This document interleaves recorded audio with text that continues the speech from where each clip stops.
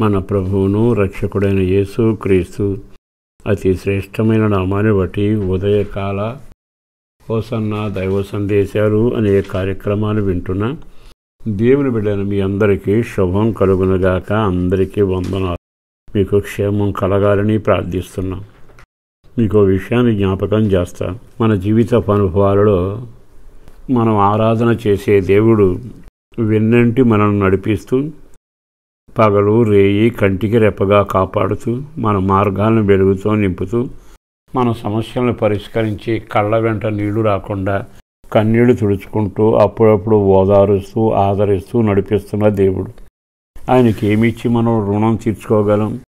నీవు కానీ ఆయన బిడ్డగా బ్రతుకుతూ ఆయన నీవు తండ్రిగా స్వీకరిస్తే నీ పైనమంతా దీవెనకరంగా ఉంటుంది. ఒక మాట నేను మీతో చెబుతాను.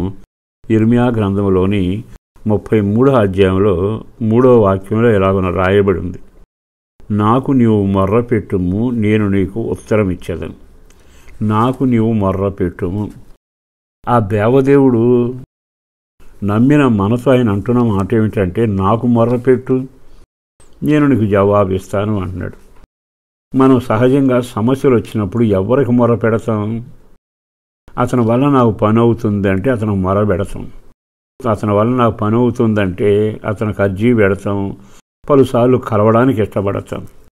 కొన్నిసార్లు మానవ మాత్రులను మనం నమ్మి ఎంత ప్రయాసపడినా కొన్నిసార్లు నిరాశ, నిస్పృహ, వేదన ఎదురవుతాయి.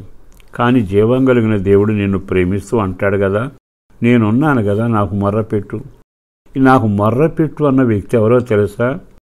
ఆయన సర్వశక్తిమంతుడు.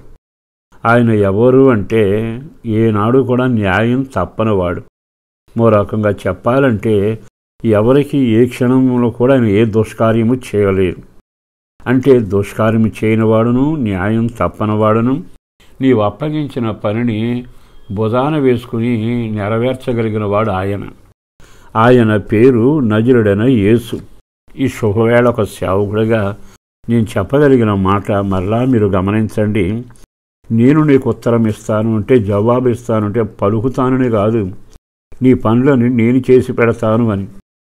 ఆయన నమ్మిన నాటి నుండి ఈ రోజు వరకు నా వ్యక్తిగత అనుభవంలో చెప్పగలిగింది, ఏ సమస్య వచ్చినా చిన్నగా ఆయనకి వెళ్ళి మొరపెట్టడం, ఆయన బ్రతిమలాడటం, ఆయనకు అప్పగించుకోవడం జరుగుతూ ఉంటుంది.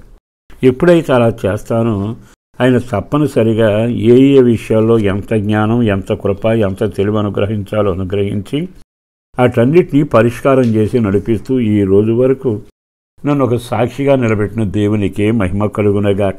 నేను కూడా ఒక సేవకుడిగా మీకు చెప్పగలిగిన మాట, నాది పూచి నేను చేస్తాను అని అంటూ నాకు మొర్రపెట్టు అంటున్నాడుగా, మరి ఆయన మాటను నీవు నమ్మాలిగా. ఇది కూడా ఆయన చేయగలడా అనే ఆలోచన నీకు రాకూడదు.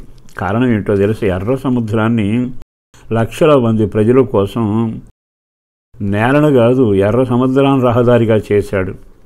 నేలను దారి చేసేవాళ్ళని చూసాం, కొండలను దారి చేసిన వాళ్ళని చూసాం. తన ప్రజల కొరకు మొరపెడితే సముద్రాన్ని రహదారిగా చేశాడు, అరణ్యమును రహదారిగా మార్చాడు. మరి అట్లాంటి ఘనకార్యాలు చేసే దేవుడు నాకు మొరపెట్టు అంటే నువ్వెందుకు భయపడుతున్నావు? ఈరోజు నీ బిడ్డల సమస్య కావచ్చు, వివాహ సమస్య కావచ్చు, అది నిరుద్యోగ సమస్య కావచ్చు, ఒకవేళ అనారోగ్య పంచు కావచ్చు.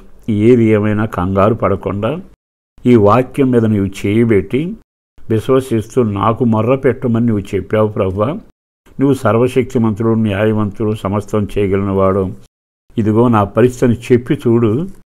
అసలు అద్భుతమైన కార్యాలు నీ కళ్ళల్లో చూసి సంబరపడేట్టుగా ప్రభు చేయగలిగినవాడు, అవి నీ కళ్ళకు చూపించగలిగినవాడు. మరి ఈ రోజైనా ఆయన వైపు తిరిగి నీ సమస్యలన్నీ మనుషులు చెప్పి విసిగిపోయావు, దేవునితో చెప్పడానికి మోకాళ్ళ మీదకి వచ్చి దండం పెట్టుకుని, అయ్యా నాకు ఈ కార్యం చేయమని చెప్పు, నాకు మొర్రపెట్టు అన్నవాడు మాట నిలబెట్టుకుంటాడు, అద్భుతం జరిగిస్తాడు. నీకు నోటి నిండా నవ్వు కలుగుతుంది, ముండి సమస్యలో పరిష్కారం ఉంటుంది, రహదారిలాగా నీకు సమస్యలో దారి ఉంటుంది, గాఢాంధకారంలో వెలుగు ఉంటుంది, నీ ప్రాణానికి సేద తీర్చబడుతుంది. మునుపెన్నడు చూడన గొప్ప కార్యాలను నీ కళ్ళు చూచునుగాక. పరిశుద్ధుడును ప్రేమమడిన ప్రభు వందనాలయ. అపారమైన నీ ప్రేమను బట్టి ధన్యవాదాలు. బిడ్డలను దీవించండి, చేతినడులో భద్రపరిచి క్షేమాన్ని కలుగజేసి మహిమ పొందండి. అడిగిన దానికంటే, ఊహించిన దానికంటే గొప్ప కార్యాలు చేయండి. చేస్తున్నందుకు వందనాలు. బిడ్డలను, పెద్దలను, చిన్నలందరిని ఆశీర్వదించి రక్షణ భాగ్యంలో నడిపించండి. అడిగిన దానికంటే ఎక్కువ కార్యాలు చేయండి. యేసు పేరట వేడుచున్నాం తండ్రి. ఆమేన్.